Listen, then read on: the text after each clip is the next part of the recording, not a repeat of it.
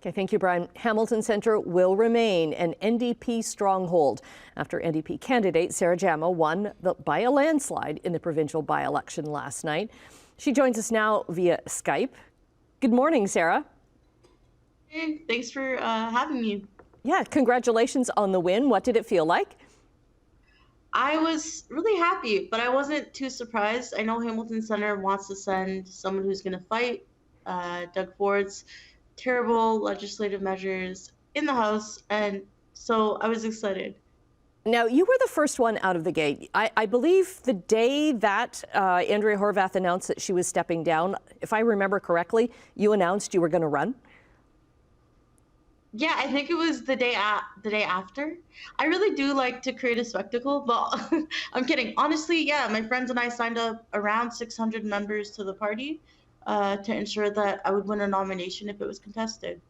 Okay, that was at the beginning of the campaign. Almost at the very end of the campaign last night at 5:30, you issued an apology for harmful comments that were made in a video circulating online.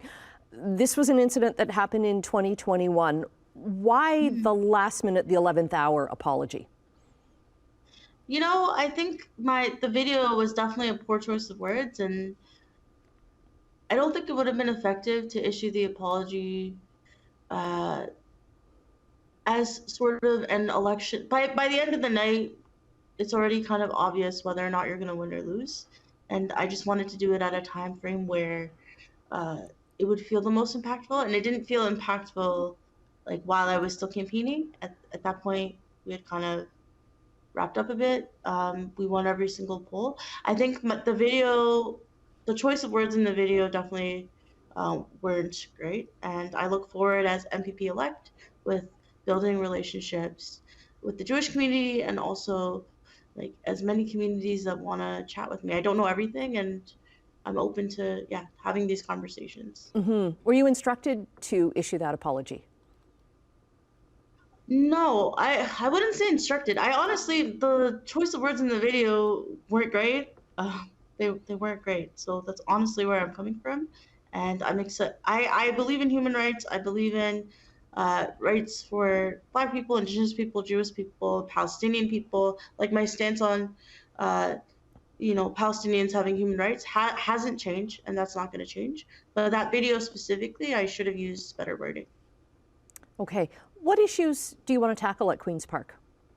Yeah, I want to take on healthcare. It's being privatized. You know, before this gig, I was the Disability Justice Network of Ontario Executive Director. Lots of people on the doors are worried about healthcare being privatized and also affordability. A lot of people that I spoke to over knocking around 10,000 doors continue to say that they're worried about being able to make rent and pay for groceries. And these are the issues that are top of mind for me when I head to Queen's Park. And when are you heading there? I haven't. So you run, and then everything after is kind of a black hole. I'm gonna get more information on what things will look like today. But what I do know is my swearing in should be in about a week. Pardon me. Sorry, there was a sound in my ear. When your swearing in is when? It should be in about a week. In about a week's time. Okay. Were you discouraged by the low voter turnout? 22% of people voted.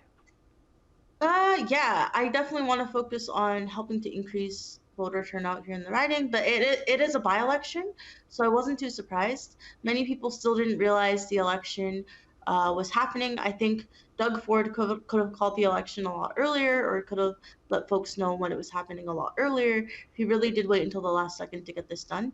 Like the 16th of that month was the last legal day to call it when he chose to do it, which is disappointing. I definitely want to put in work to increase voter turnout, but I did win every single poll, and that's a testament to the fact that people are very decisive in wanting to send an NDP candidate to Queen's Park.